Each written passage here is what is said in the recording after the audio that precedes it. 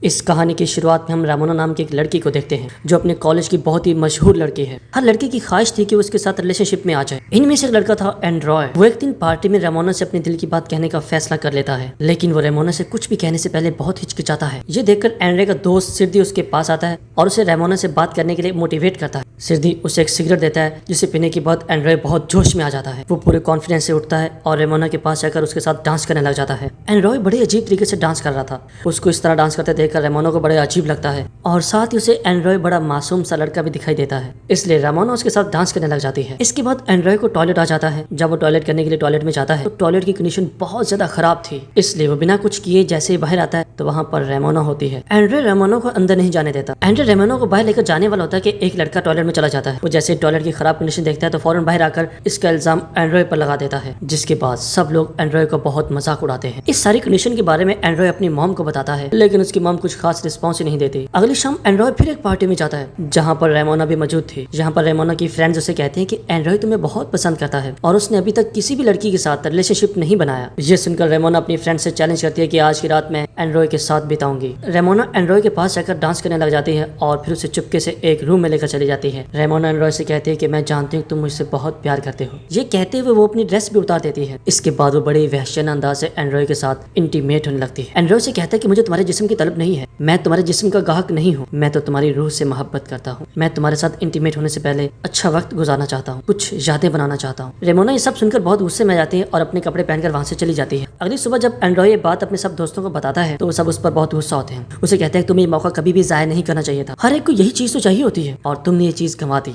इस पर उसका दोस्त सिल्वी कहता है कि तुम्हें अपने दिल की सुननी चाहिए, तुम्हारा दिल जो कहता है तुम्हें वही करना चाहिए। अगले दिन सिल्वी मौका पाकर रामोना को खुद प्रपोज कर देता है। रामोना भी एंड्रॉय से बदला लेना चाहती थी, इसलिए वो सिल्वी को हाँ बोल देती है। सिल्वी और रामोना काफी वक्त एक दूसरे के साथ गुजारते हैं। उन्हें जब देखो स्कूल में भी एक दूसरे के साथ ही चिमटे होते हैं। ये सब देखकर एंड्रॉय को बहुत बुरा लगता है। वो सिल्वी को समझाने की कोशिश करता है कि देखो रामोना तुमसे प्यार नहीं करती, उसने सिर्फ मेरे रिजेक्शन की वजह से तुम्हें हाँ बोला है क्योंकि वो अपने रिजेक्शन का मुझसे बदला लेना चाहती है। इसी दौरान रामोना यहाँ पर आ जाती है और एंड्रॉय से कहती है कि मैं तो शुरू से सिल्वी को पसंद करती हूँ। इसके साथ ही सिल्वी से कहते हैं कि एंड्रॉय मुझे मैसेज करके बहुत परेशान करता है। ये सुनकर सिल्वी एंड्रॉय को बहुत मारता है। घर आकर एंड्रॉय अपनी मॉम को सारी बात बता देता है। एंड्रॉय की मॉम उसे कहती है कि रामोना तुमसे इसलिए नाराज है क्योंकि वो तुम्हें पसंद करती है। एंड्रॉय का मूड अच्छा करने के लिए एंड्रॉय की मॉम उसे बाहर ट्रिप पर लेकर चली जाती है। ये लोग स्टे करने के लिए एक होटल में जाते हैं। यहाँ पर एंड्रॉय को रिसेप्शन पे एनामोना नाम की एक लड़की मिलती है। ये लड़की एंड्रॉय को बहुत पसंद आती है। एंड्रॉय होटल के एक एम्प्लॉय से उसके बारे में पूछता है और वो आदमी उसे कहता है कि उसके पास जाने की कभी गलती मत करना क्योंकि वो लड़की अडल्ट वीडियोस बनाती है। लेकिन एंड्रॉय उसकी बात की परवाह नहीं करता। वो तो एनामोना से बात करना चाहता था,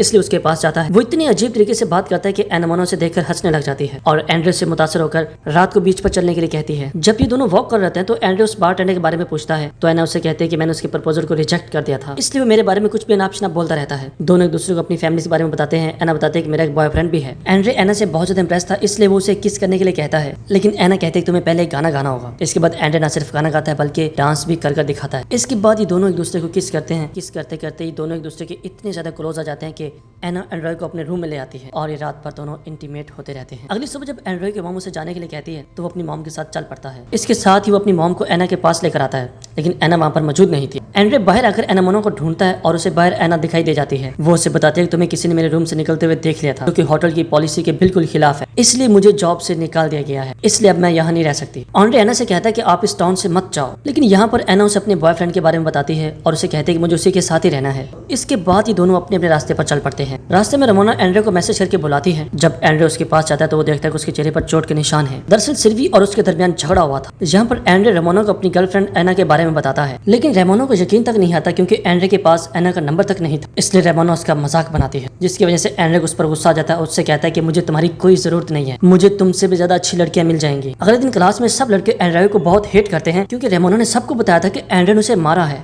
जिसकी वजह से एंड्रॉय बहुत ज्यादा अपसेट हो जाता है। ये देखकर एंड्रॉय के मामू से कहते हैं तुम्हें एना से बात करनी चाहिए। एंड्रॉय एना को सोशल मीडिया पर ढूंढने की कोशिश करने लग जाता है, लेकिन उसे उसका कुछ अता पता नहीं मिलता। लेकिन फिर वो होटल की वेबसाइट से एना का नंबर निकालता है और उसे कॉल करता है और फिर उसे कहता है कि मैं अगली सुबह तुमसे मिलने तुम्हारे सिटी आऊंगा। एना भी उससे मिलने के लिए राजी हो जाती है। रात को दोनों क्लब में जाते हैं, जो एक दूसरे के बहुत ज्यादा क्लोज आ जाते हैं और फिर क्लब के बाथरूम में जाकर एक दूसरे को किस करने लगते हैं और इंटीमेट होने लगते हैं। इसी बीच क्लब का बाउंसर वहां पर आ जाता है और एंड्रॉय को पकड़ लेता है और उसे बहुत मारता है। एना एंड्रॉय का बहुत ज्यादा ध्यान रखती है। एंड्रॉय से कहता है कि तुम अपने बॉयफ्रेंड से हमारे बारे में कब बात करोगे। इस पर एना उसे मना कर देती है और उसे कहते हैं कि मेरा बॉयफ्रेंड बहुत अमीर है और मैं तो उसी के साथ जिंदगी गुजारना चाहती हूँ। ये सुनकर एंड्रॉय का दिल फिर से टूट जाता है। अगले दिन जब एंड्रॉय क्लास में अपने दोस्त के साथ बैठा होता है तो सब उसे बड़ी अजीब नजरों से देख रहे रहे थे। दरअसल एंड्रे ने जब रेमोना को रिजेक्ट किया था तो रेमोना ने पूरे स्कूल में बात फैला दी कि एंड्रे एक गे है। ये सुनकर एंड्रे बहुत ज्यादा अपसेट होता है और वो सारी सच्चाई बताने की बहुत कोशिश करता है, लेकिन कोई भी उसकी बात नहीं सुनता। एंड्रे की एक स्कूल फ्रेंड थी जिसके साथ एंड्रे अपनी हर बात शेयर किया करता था। जब एंड्रे उसे अपनी गे वाली बात बताता है तो ये दोनों एक दूसरे के बहुत करीब हो जाते हैं और इसके बाद ये इंटीमेट हो जाते हैं। इस तरह से तसल्ली हो जाती है। अगले दिन एंड्रे का मेल फ्रेंड भी उससे दूर हो जाता है क्योंकि एंड्रे के साथ रहने की वजह से सब लड़कियां उसे भी गे समझ रही थी। ये देखकर एंड्रे रेमोना से बदला लेने का प्लान बनाता है और वो जिम करके बड़ी अच्छी लुक में आ जाता है। एंड्रे का ये चार्मिंग लुक देखकर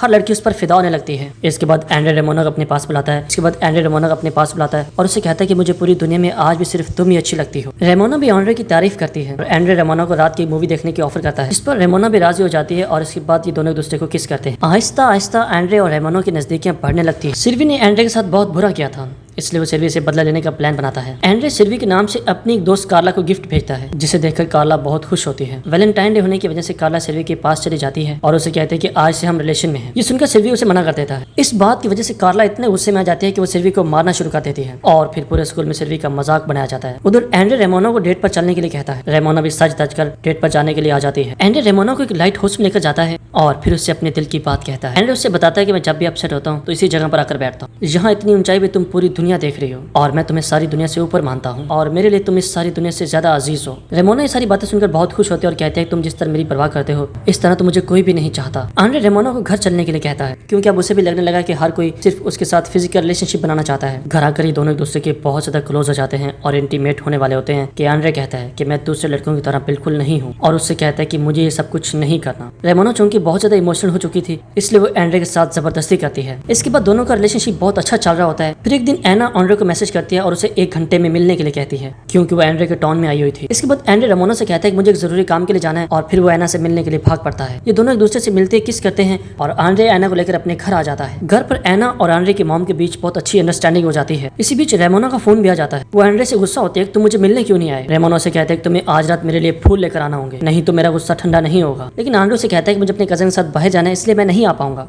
रेमोना की जिद की वजह से एंड्रे फोन ही काट देता है। इसके बाद एंड्रे काफी कंफ्यूज हो जाता है। उसे समझ नहीं आ रहा कि उसे किसके साथ रहना है, रेमोना के साथ या फिर एना के साथ। वो इस बारे में अपनी मॉम से बात करता है लेकिन उसकी मॉम उसे कोई अच्छी एडवाइस नहीं दे पाती, इसलिए एंड्रे रेमोना से ब्रेकअप करके एना के पास आ जाता है। इसके बाद ये दोनों रात को घर पे इंटीमेट होते हैं और रात को रेमोना भी एंड्रे के घर आ जाती है और उसे जबरदस्ती किस करने लगती है। एंड्रे से कहता है कि मैं काफी देर से तुम्हें पसंद करता हूं लेकिन मैं तुम्हारे साथ रिलेशनशिप में अब नहीं रहना चाहता। तुम्हारे पास मुझे वो फ्रीडम नहीं मिलती जो मैं चाहता हूँ। ये सुनकर रेमोना से बहुत समझाने की कोशिश करते लेकिन एंड्रे उसकी बात बिल्कुल नहीं सुनता। इसके बाद कहानी कुछ साल बाद की दिखाई जाती है जहाँ पर एंड्रे ने एक बुक लिखी थी। अब एंड्रे एक अमीर कबीर आदमी है। एंड्रे और एना का रिलेशनशिप बहुत अच्छा चल रहा था लेकिन फिर एक पार्टी में एंड्रे की मुलाकात रेमोना से फिर से हो जाती है। रेमोना एंड्रे के पास आकर उससे बात करने लग जाती है और फिर कार में उसी के साथ ही बैठ जाती है और उसे बताती है कि मेरे अपनी फियांसी के साथ कोई रिलेशनशिप अच्छा नहीं है और मुझे आज तक तुम्हारे जैसा प्यार करने वाला कोई नहीं मिला। रेमोना एंड्रे के साथ रिलेशनशिप में रहना चाहती थी लेकिन अब एंड्रे उसे कोई लिफ्ट नहीं करवाता और वो एना को मैसेज करता रहता है। लेकिन फिर भी रेमोना की बात सुनकर एंड्रे को उस पर बहुत ज्यादा तरस आता है और वो दोनों एक दूसरे के बहुत ज्यादा क्लोज आ जाते हैं और वो दोनों एक दूसरे के बहुत ज्यादा क्लोज होकर इंटीमेट हो जाते हैं। एंड्रे जब घर आता है तो वो देखता है कि एना यहाँ पर नहीं है। तब रेमोना मैसेज करके उसे कहते हैं कि मैंने एना को सब बता दिया है और अगर तुम मेरे नहीं हो सकते तो फिर तुम किसी के भी नहीं हो सकते। तभी एंड्रे को अपनी आवाज सुनाई देने लगती है तो एंड्रे सोचता है कि अगर मैं रेमोना के पास नहीं गया होता तो ये सब कुछ ना होता और